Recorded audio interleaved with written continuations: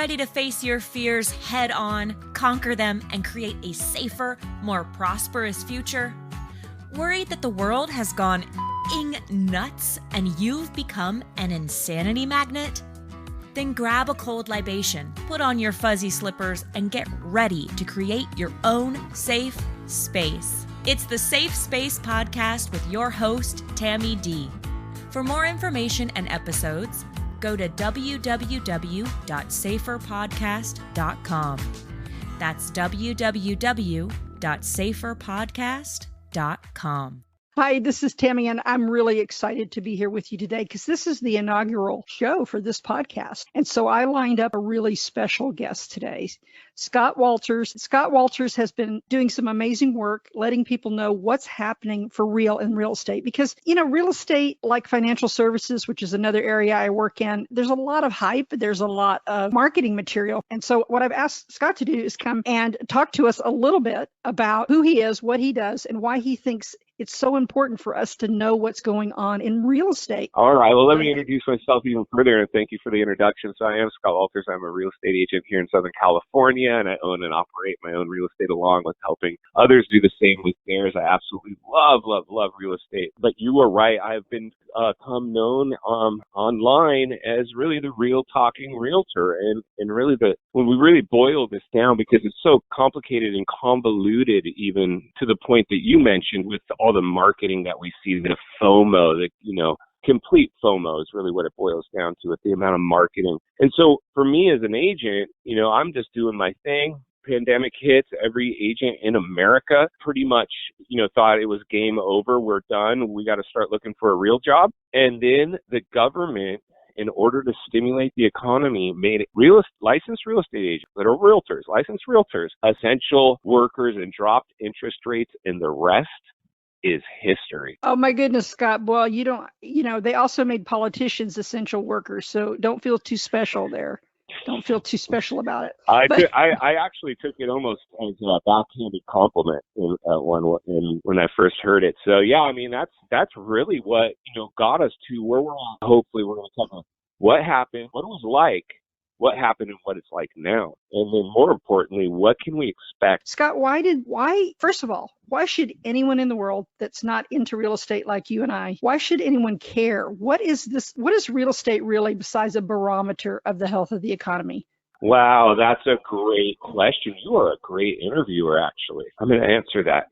Like I always mention on my Scott Walters YouTube channel, everything hinges on the housing market. It is our best barometer to see what, in fact, our economy is doing. What we can look at is in the past, every time the housing market is always cycles, booms and busts. So we're obviously in a boom right now. So level-headed realists will prevail, the ones that go, wow, this is real estate booms and busts. We're in a boom right now. There's a pretty high likelihood that we shouldn't be shocked if we bust. But the reality is if we lose the housing market, we lose everything. Jobs go away.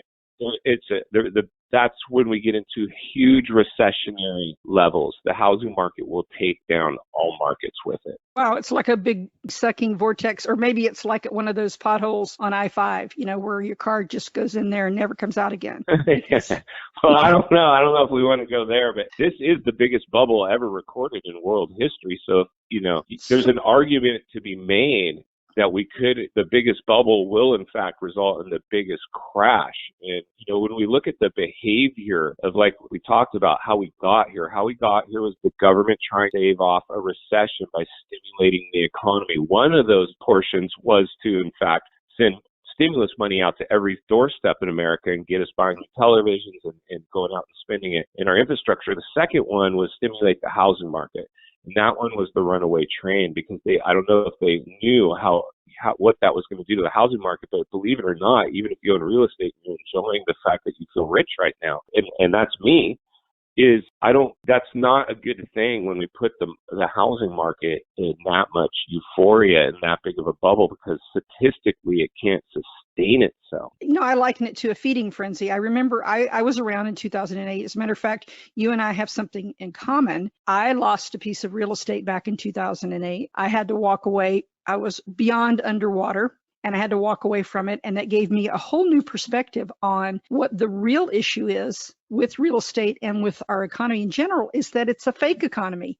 It's built on basically just credit and nothing Pretty substantial. much.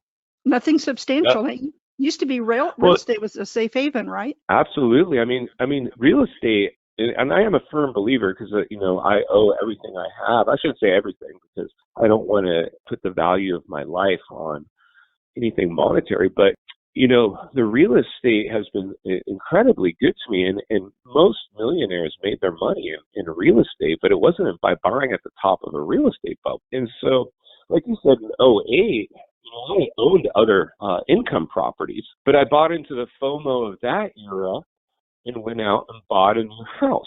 And then the recession hit. And because I wasn't as in tune, because I hadn't lived and suffered firsthand the effect of a recession, maybe my parents did, but I don't remember it. I was a kid.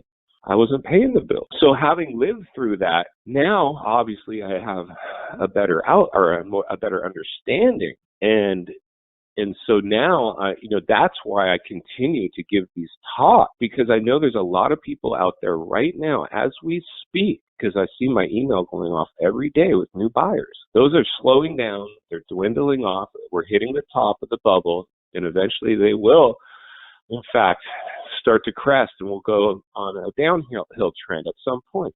Could be tomorrow, could be next week, it could be next year. I personally think by the end of this year we're seeing it. But what my point was is that there's many people out right now that didn't buy, that have never suffered the recession firsthand before. So they are completely clueless or unwilling to listen to any of these warnings that we're talking about now. It's no fault of their own. They just never have lived through it before. And that is a massive portion of our population, I'm afraid to say. You were talking about how a whole new generation is unaware of the problems that happened back in 2008, and they're jumping on the bandwagon to buy right now. And I've noticed that myself. It's true.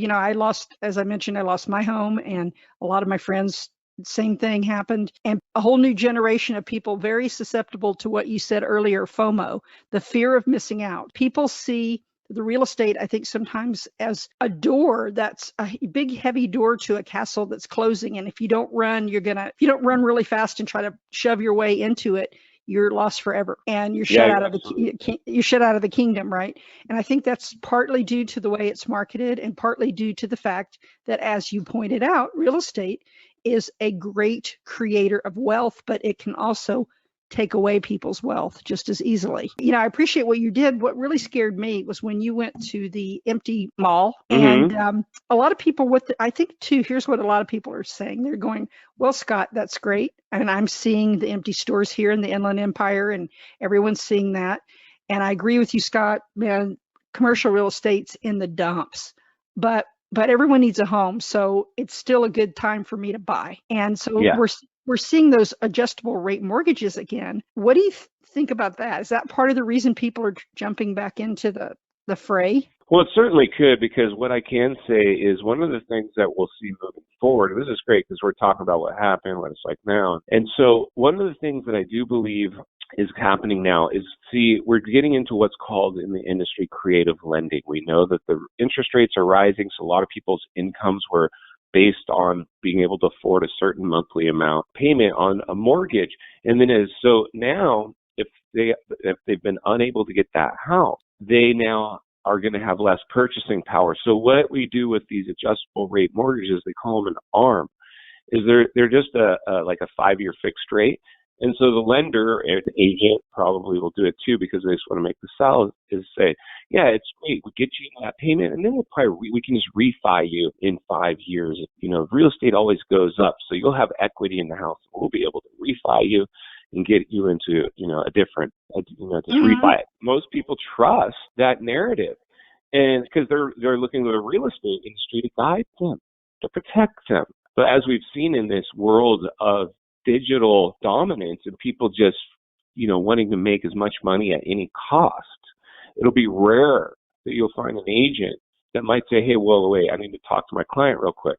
This is the type of loan that was used in the last bubble, and many people failed with this loan. Many, many more people failed than did well with this loan. In fact, this loan isn't even designed for, a home buyer. This is designed maybe for a home flipper, that needs to just get it built and get it gone.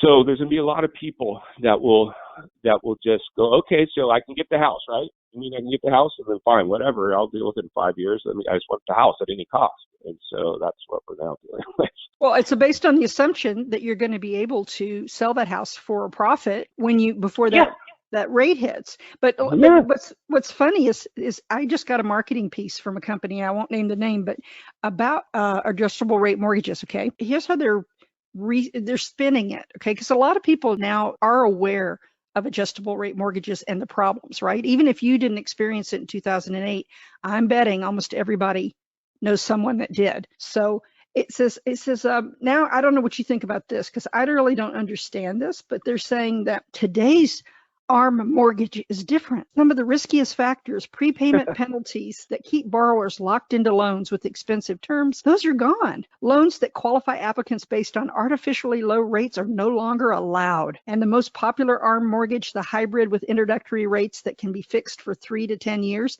is backstopped with caps in rate increases and lifetime limits to keep these loans affordable. True or not? Insane. This is what they're telling people. This is what they're sending out. We're doing the same thing over and over, expecting a different result, which is, in fact, the definition of insanity. It's insane. Have they really changed, though, honestly? I mean, there's laws, I guess, that were passed after the debacle in 2008, but I mean, it's the same old thing with a different name. As we said earlier, you're doing this because you see this as part of a bigger problem, and that is our whole economy based on very, very, very iffy, speculative debt and bundling weird stuff together and banks selling it as securities and all the other things that go along with real estate. Real estate is just one spoke in the wheel. People tend to want to think that California is the only state with a problem, but that is not true. That's not what you're seeing, are you? Well, I know we're in the biggest bubble, but the realities are that, the West Coast is super bubbly. We've got some isolated pockets on the East.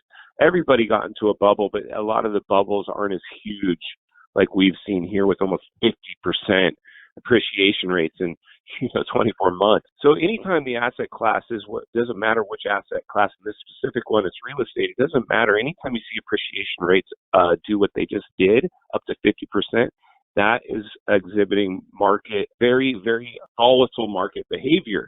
And as good as it feels, it's actually not good at all. And what I firmly believe is there's no way to put off a recession now. All we did is really pause the one we should have had during lockdowns, during the pandemic. And so now it's just been brewing and brewing to the point now we basically tried to avoid a recession, but now we're at depression risk because of the blowback with this volatility of the markets. We know the federal government's just trying to keep them propped up the best they can by trying to inch up interest rates without spooking the markets and having a sell-off. So they're dancing on a razor's edge right now. And so my belief is we're already entering a recessionary pain because the cost of living is going up. So a lot of people that got under these big payments, in fact, are now relying on some of their savings to supplement their income, or they're not able to put as much money away. So like I always say, this is very much psychological warfare for people, because what we tend to do, even if we have the money, when things start costing more, we start to recess. We start to pull back. We start to be more cautious with our money. And so now what will happen is the herd mentality, even if they do have the money, they'll start spending less. Why? Because everybody else is doing it. And I know that's a little deep, but it's actually the case. When I study the psychology of sales, and so I've got a pretty good temperature check on, how people act. Oh yeah, I mean, I'm a marketer, so I've seen firsthand the strangest little tweaks can make people do things that you want them to do. But the biggest problem I see with all of this on the horizon is that people won't have people. I think we let so much money into the economy, we got sloppy with our money. And even though people will cut back on their spending because they're going to have to, I still think we're very cavalier in how we treat wealth in this country now. And people will just go back and do this all over again. I mean, I don't see that it's ever going to stop. Do you? I guess because it's just an idiot born every day, so to speak. And I don't know if that's fair, but I think like we talked about the generational gap where a lot of people now, these millennials, we're still living at home. They didn't suffer the direct effects of the last housing bubble and recession that's followed after. So they don't have any euphoric recall the way some of them, maybe like you or I do. And so the people that have lived through this, and our parents have lived through it. So, through the beginning of time, and what a lot of people, like you said, you don't get hurt in real estate when you buy it at the wrong time. You get hurt in real estate when you sell at the wrong time. So if you bought in the bubble, statistically, eventually your property will come back in value if we in fact if we actually have a recession and values go down. It now becomes, how long do I have to wait? And so for the people that have to make a payment on a depreciated asset, that herd mentality, that the reverse FOMO will come back in, and they'll be like, I'm paying for a house. It's no longer what it's worth. Even though I can do it, I don't necessarily enjoy doing it. And that's going to cause a lot of mental anguish for a lot of people. And we're just going to see some, residual effects of that reality. So that all being said, though, do the long-term thinkers profit in this kind of environment? I mean, is there a way to make lemonade out of the lemons? Well, yes and no. Like, here's a good story that will put it into context. I hope a little bit, I think. So before the last bubble, I got into investment property with a partner. It was income property. I didn't live in it. And I think I bought that in maybe 01. And then the boom went through 01, about 06. And then I bought a house in 07 when it was cresting, prior in similarity to what we're hitting now. And the prices had leveled off. So I chose to do a short sale on that house after about a year of making a payment on it that wasn't worth what I paid for it anymore. And I was watching other people buy houses, better ones, for what I paid on mine. And I said, you know what, I'm going to put it on the market. I'm going to see what it's worth. I'm going to go to the bank and see if they want to accept this short sale, which they did. But one of the things that the bank, when I was trying to navigate through this, asked me, they said, hey, you've got other real estate. Why don't you sell off your income property so you can pay off this house? And I said, well, why would I sell good real estate to pay off bad real estate? Are you kidding me right now? The last thing I would do. And so what, like you said, that real estate has weathered a storm before because it was bought pre-bubble. So I still have that income problem. So that I made, many millionaires made many mistakes along the way. I made the mistake of buying into FOMO and buying at the top of a bubble. And people told me, but it went in one ear and out the other. And then this is, as a salesman, I know once somebody decides they're buying, they're buying. There's nothing anybody will say to change their mind. And that was me in the last bubble. Oh, you don't get hurt in real estate. I'm a real estate guy. Now I got, and so now my rule of thumb that I do every time if I'm financing a house is I find out what its rent range is, because it's an added level of insurance. What would this house rent for? Fine. That's what I need my payment to be. As long as I have my payment at in or around its rent range, then I know if I get to a point where I'm like, this house is upside down, well, who cares? I'll just put I'm suffering some reduction in income and I can no longer swing it. I'm running on fumes. I can put a renter in there and they can make the payment as long as the rental market doesn't crash. But as long as you leave a little wiggle room, even if it's at a break even or a very small negative. Let's say you have to throw $100 a month at this property to make up, any loose ends, any difference. It's still better than having to offload it as a distressed sale or even a foreclosure. So what about a person that's not really in it for speculative purposes? Let's say I have a friend who has their home is paid for here in California, and they were actually talking about selling that home, right? Because the prices are so high right now, they think they could get a good price for it, but you have to live somewhere. So what's the downside? I mean, if you're free and clear on a home, should you sell it and try to make profit on it and then wait till the market crashes? Or, what would you do in that situation? Well, absolutely. This is the best time to sell our real estate. Am I selling mine? No, I'm not. Only because I've had it for so long and it's income property. It's not my primary house. So if I was in fact thinking of selling, this is obviously the best time to sell. You had a really good question, and I don't know if I really answered it the best way I could, but a lot of this institutional money that's out there buying real estate right now, a lot of these black rocks and these big, hedge fund type Wall Street companies, well, they're also offloading it too. We've seen Zillow bow out of the iBuyer program. The writing's on the wall. These big black rocks and these big Wall Street or investment groups, they're playing with other people's money. They're just looking for, standard returns. They're not looking for huge returns. They're just trying to park their money and diversify. And like you said, if you can hold it for the long term, you can probably weather a storm. But the reality is when you're playing with someone else's money as a big investment group and you're not able to, show returns anymore, they start saying liquidate the asset. And so we'll see as soon as this real estate that won't yield a return anymore from an investment standpoint, you will see a lot of them start to liquidate the assets, even at a loss, because people start to panic, sell, and then the reverse FOMO kicks in one more time. You could pick up a bargain, theoretically. Well, yeah, I don't think there's any way to time the market perfectly, but you certainly can identify a top. And right now, you have to feel like we're at the top of a bubble because of the shape of this bubble. It resembles every other bubble that's ever crashed by its growth chart index. So for me, like you said, and many of the people I preach to is like, get on the sidelines if you don't have to buy right now. This is the top of a real estate bubble. If you're flush with cash and you don't care and it's not, you're not sticking your neck out, never bet more money than you can afford to lose. And, if that's you, let's go shopping. But if that's not you, make sure that you find your payment, your financing, make sure that payment matches the property's rent range just in case something happens to your job. You don't have to lose the house. You can put a renter. So, when people sell things, they have to live somewhere, right? And I'm sorry. People have to live somewhere when they do sell. If they sell their residence right now, like a lot of people want to sell their primary, maybe move up, like you were talking about what you did back in 2008. It's seeing that other people are buying nicer places for less money. So, the rents are so high. I think it would kind of be a wash, wouldn't it?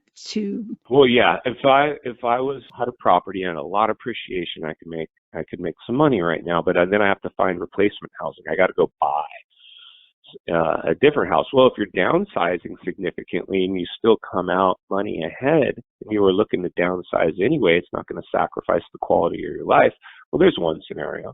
There's going to be many scenarios for people in terms of what the best thing to do is with their real estate. So that's certainly one of them. The second one would be, of course, sell the house. Let's say here in California, you bought it for $500,000. It's now worth $1 million. You walk away with, let's say, $500,000 even after taxes. But then I move to some other part of the country if I'm willing to relocate. And maybe I can get the same kind of house I had here in California for $250,000 somewhere else, minus the climate.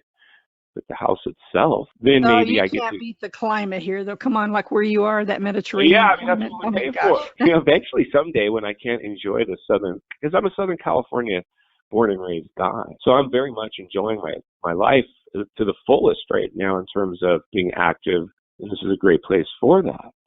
But when I get to the point where it's like, okay, I'm living in this place, paying to be near the beach and the mountains and all this playground, but I'm too tired to deal with it. I'm just hanging out now in the house, puttering around, gardening, or working in the garage or whatever, then I could do that other places than California. So someday I might, ride off into the sunset somewhere and do that. But you are absolutely right. Southern California, it's hard to leave this place. It is. It gets under your skin. For a lot of us. I came from the Bay Area 3 years ago. And I love the beach and I love the mountains and the ocean. It's just got everything here, but you do pay a price for it. And I know we're getting close to the end of our half hour, but I love the work you're doing on your channel. You're getting viewers from all across the country. All of us are feeling the pain now of inflation and all the other things. Is there anything a person can do, an ordinary person can do, to safeguard what they already have and to keep from going completely nuts during this recession? Because that's what we're in. We might as well call it what it is. Well, I wish there was an easy answer. I think the first step is always acknowledging there's a problem. It's always the first step of getting past a problem. So just do your best to understand that these are, in fact, the things that are going on out there. And while we might not be feeling the devastation of it yet, it could, in fact, just be the front end of it, the birth pains of an actual recession. Feel free to follow my channel. We'll try to do some more podcasts just to hear from a couple of people that feel like they have their thumb on the pulse and that are temperature checking the housing market so we can kind of see what people are thinking. The housing market is just a great tool for us to see what people are thinking. So of course, it can't hurt to have some surplus of food in the house, try to get your savings good, try to make sure, like for me, when I went into real estate, I was told, make sure you have a year's worth of cash reserve when you get into real estate. So, I started to live very early on making sure I wasn't month to month. So if you're month to month, that's when you need to shrink. And if you, stock up on extra foods, everything you can to just feel like I could weather a storm.